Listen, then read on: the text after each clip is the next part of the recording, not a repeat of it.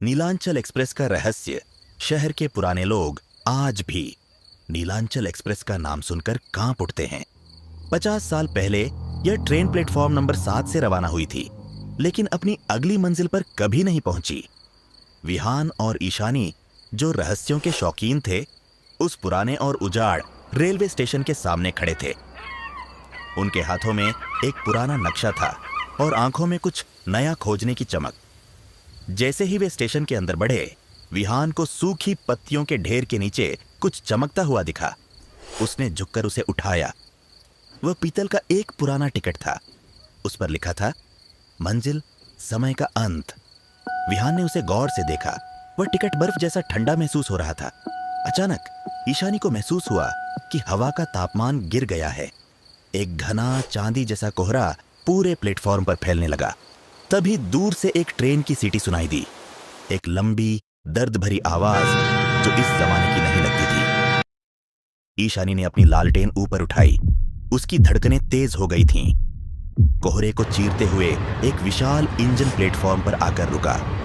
वह पुरानी लोहे की चादरों और परछाइयों से बना हुआ लग रहा था और उससे निकलने वाला धुआं अजीब तरह से चमक रहा था।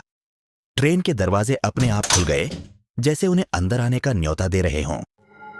विहान और ईशानी एक दूसरे का हाथ थामे उस भयावह मशीन को देखने लगे।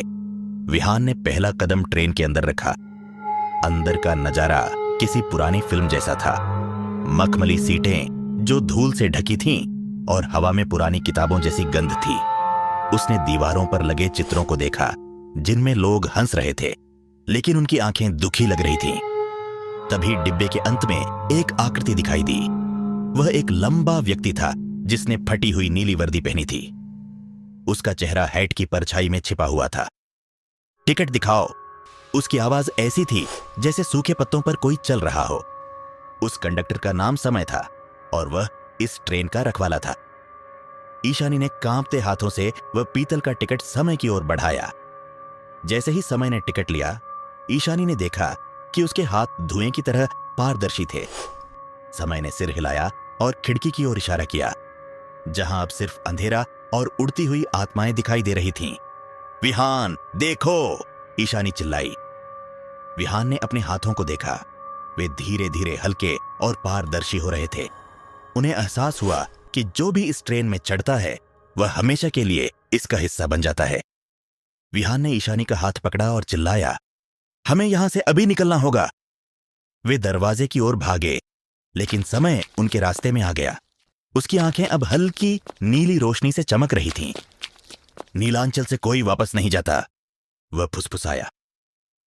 विहान ने पास रखे एक भारी सूटकेस को उठाया और उसे समय की ओर धकेल दिया ताकि वे आगे निकल सके। ईशानी खुले हुए दरवाजे तक पहुंच गई। बाहर ट्रेन अब बादलों और सितारों के बीच से गुजर रही थी। जमीन बहुत नीचे दिख रही थी। विहान, कूदो, वरना हम कभी वापस नहीं जा पाएंगे, ईशानी ने चिल्लाकर कहा और अपनी आंखें बंद करके अंधेरे में छलांग लगा दी। विहान भी कूदने ही वाला था कि समय ने उसका कंधा पकड़ लिया। उसकी पकड़ बर्फ से भी ज्यादा ठंडी थी। विहान ने अपनी पूरी ताकत लगाई और खुद को छुड़ाया, लेकिन उसकी जैकेट का एक हिस्सा समय के हाथों में ही रह गया। वह भी ट्रेन से बाहर कूद गया और पीछे ट्रेन की एक भयानक चीख सुनाई दी। जब उनकी आंखें खुलीं, तो वे स्टेशन के उसी पुराने प्लेटफॉर्म पर गिरे हुए थे। कोहरा छूट चुका था और सूरज की पहली किरणें दिखाई दे रही थीं। विहान के हाथ में कंडक्टर की वर्दी का एक फटा हुआ नीला टुकड़ा था और हवा में अब भी उस रहस्यमयी ट्रेन की सीटी की हल्की गूंज सुनाई दे रही थी।